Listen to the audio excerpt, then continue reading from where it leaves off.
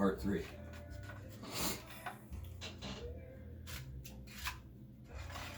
So progressing on this,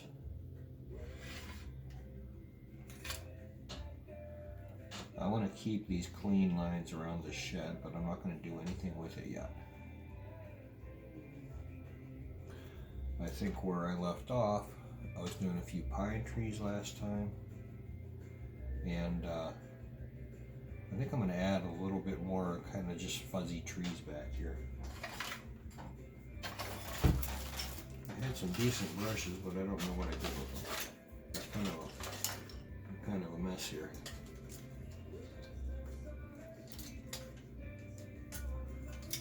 That's what happens when you live at your desk.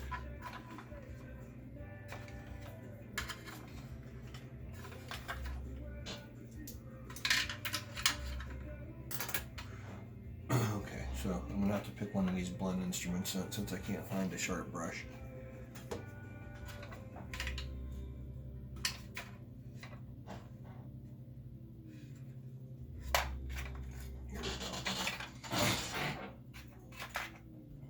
Back to the little brush again, and I want to get kind of a goldish green, I think, to do up in here, just for the sake of changing the green a little bit.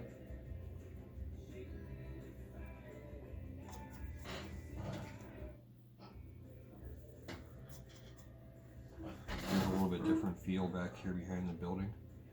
Now I'm going to come real close to this edge, just to kind of make sure I don't go into the building, and I'm going to pull it outward.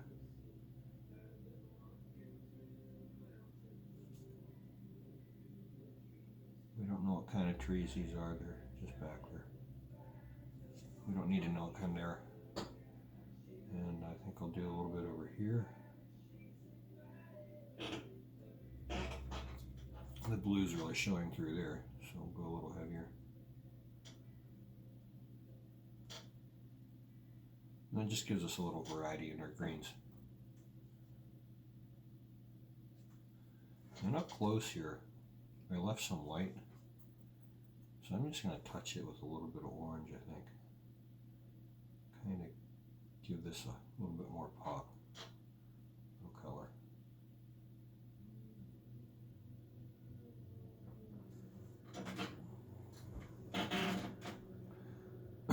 Okay, so I have the background pretty much established. I'm not going to do much down here at all. I may pull the sky out a little here and there. But now I'm going to start working on this area through here. Take that back. I think since this area around the shed is done, I will do the shed next.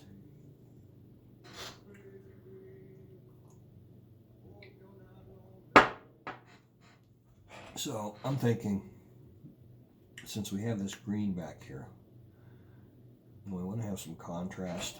I'm going to go with kind of a warm brown, kind of a reddish brown to do the shed. And you don't want a pure bright brown.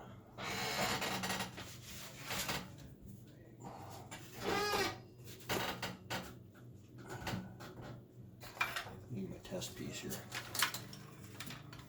You don't want a real pure brown. That's too much. This is way too bright. You don't see natural wood like that anywhere.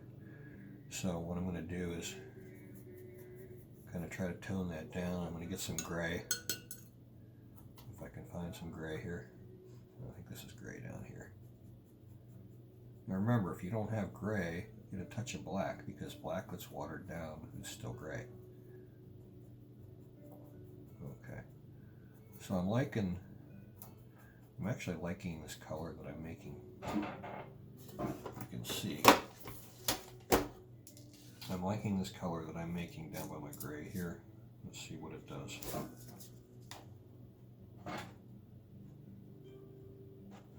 I'm going to go a little grayer. Remember, weathered wood is okay. So in this range is not bad. I kind of got away from the red feel a little bit, but it's okay. So make sure it's aligned here. Okay, good.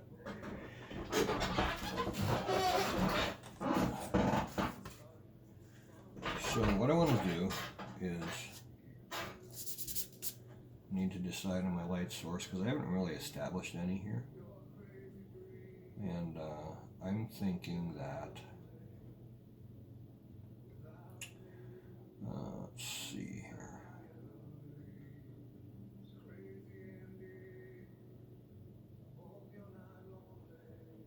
I'm thinking that I want this light coming from this way. So I'm just going to start on this house here. And I'm going to avoid my coffee cup. I'm going to start on my darker surface, and I'm just going to carefully make sure I stay inside these lines because it's a structure, so it's got some hard lines to it. And notice I'm not trying to paint this solid because I'm going to hope here that the watercolor kind of helps me out here in a minute.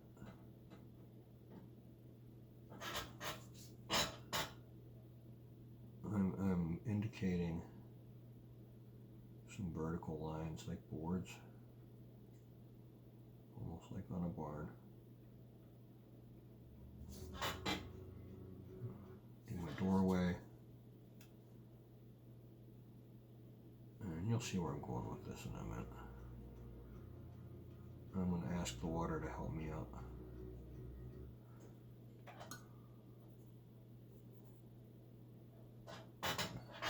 Okay, I keep trying to dip in my coffee.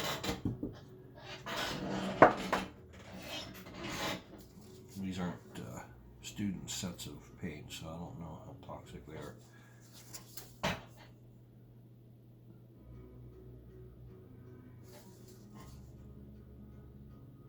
My Pandora's cutting out, so that's telling me my internet's not too good today.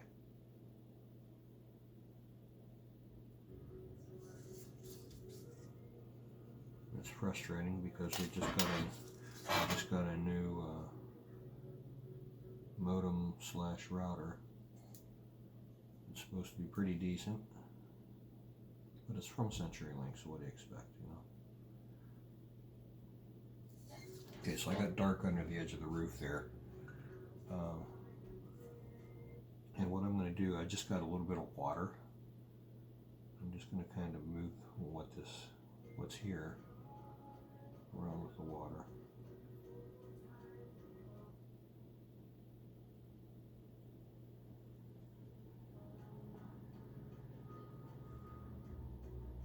Some more paint.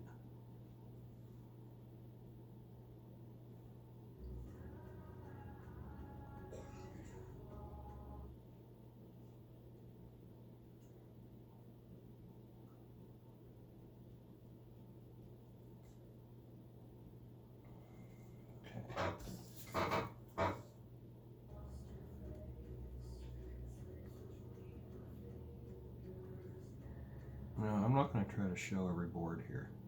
I'm just kind of making the brush strokes that direction so you kind of get an indication here or there where there might be a crooked one.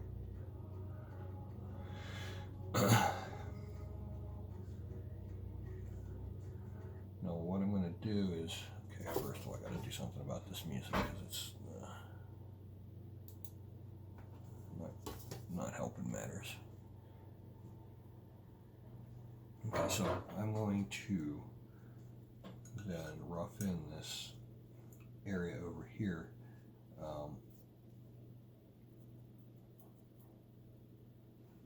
I'm not sure, let's see here. Since my sun is coming from the left, I want to give it kind of almost a yellowish glow. And even though it's like old weathered wood, I'm going to see if I can pull this off. Now here's the thing, a lot of times I've tried things like this and they don't work. So if they don't work, you just change the color. That's all you do.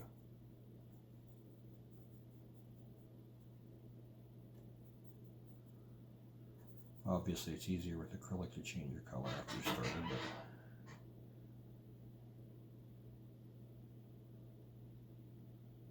so I'm just kind of painting this in. I've actually got a lot of water there, so you got to be careful so it doesn't go all over the place.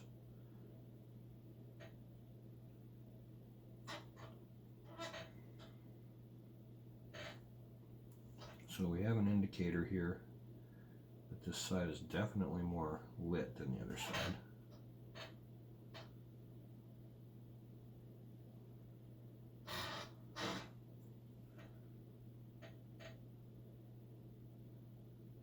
Maybe I'll leave a little door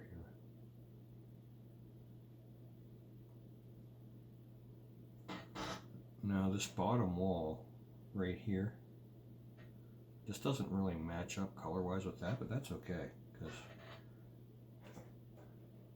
you know, this is out in the field somewhere. It's not in great shape. I think there's a little bit of a lean over here, and that's good because it's old. So what I'm going to do now is, this shed is so old that it doesn't have any glass in the windows anymore. So with no glass in the windows, it's going to be very dark inside. And hopefully I can find I don't even know if there's a black on this palette. So if I can't find a black,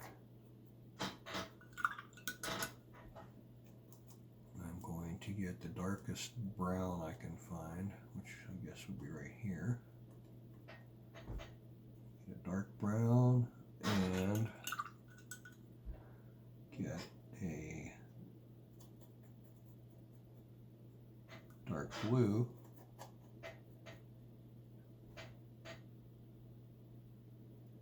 And we can get a pretty kind of blackish kind of color going. And so I want to paint the inside of this doorway to show that there's very little light going into here.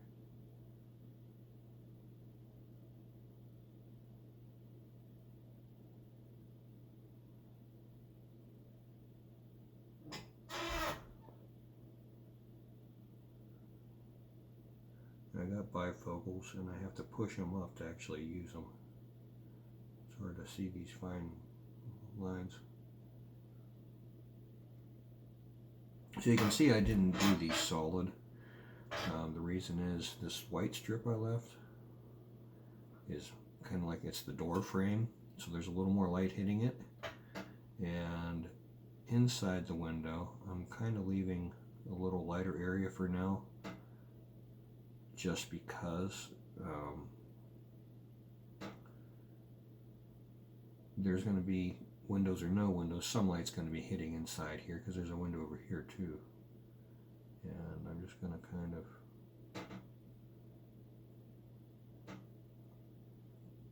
put this in there. Notice I'm kind of, even though I'm using a brush and I'm painting, I'm kind of drawing with the very tip of the brush, trying to keep it more delicate. Now that I have this dark color here, I'm going to kind of just do some vertical touches. Try to indicate some boards here, make it look old.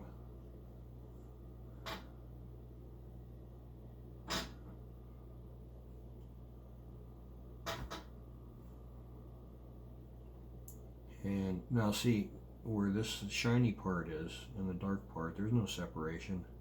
So I'm going to have to kind of come up here and define where the corner of this building is. So I'll put a few more little lines. You have to really feel your way through this. It's not something that just, there's a prescription for it. If it feels like you need to define a corner, then define the corner. And if it feels like you should leave it alone, leave it alone.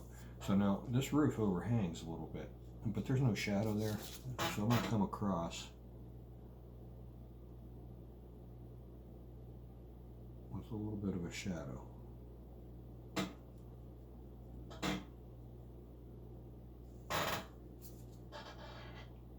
And now it looks like there's an overhang there. Over here we have this little door that I added.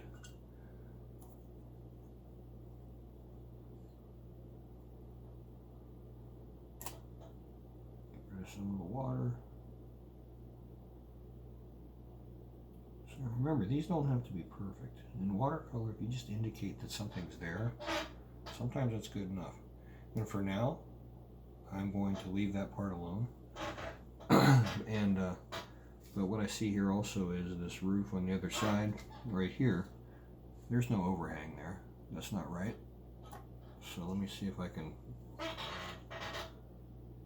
put a little bit of a shadow on this underside.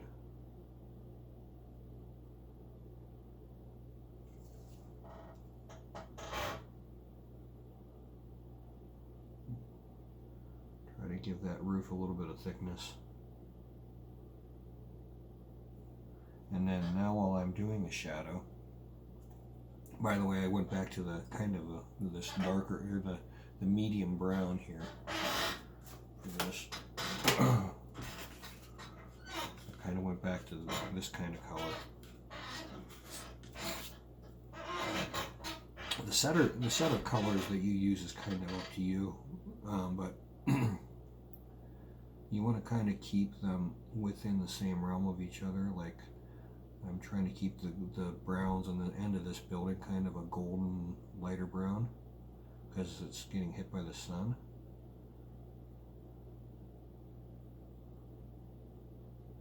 And I'm just going to kind of work with the vertical lines.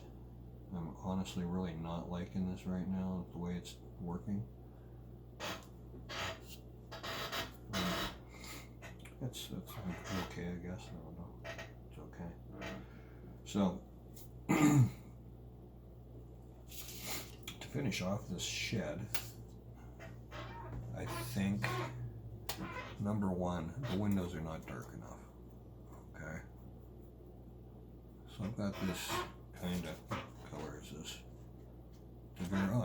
It's a nice deep green. I'm going to take this deep green and mix it with a little bit of this orange. And just come in here and just kind of hit these a little bit more.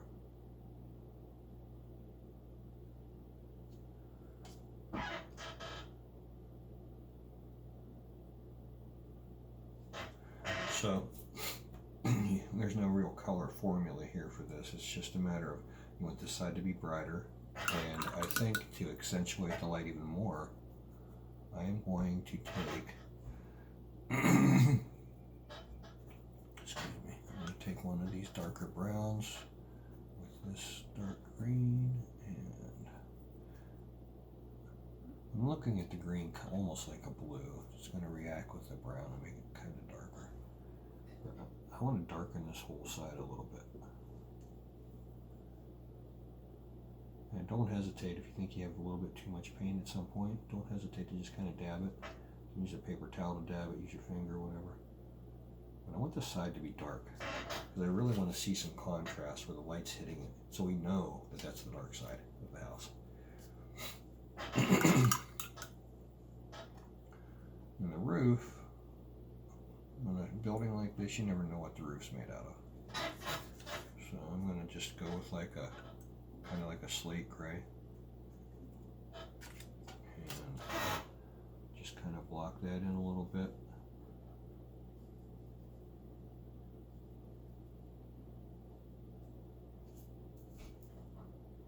And let's see here. I think I really would like a black on here, but I don't have one, so it's okay though. You don't necessarily have to paint with black all the time.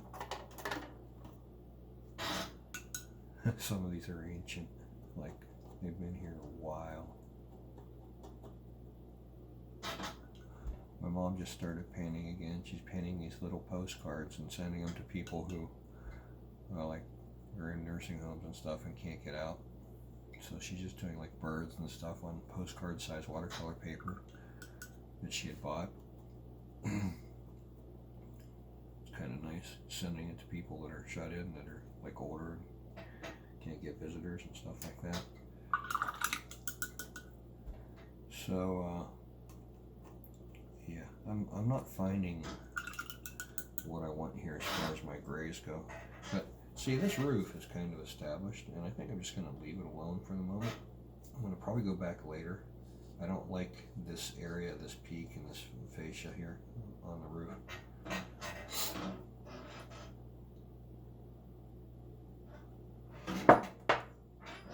And I think that's plenty for part 3. So yeah, work on that. Work on this, and try not to overdo it. You can always go back in there and add more to it later.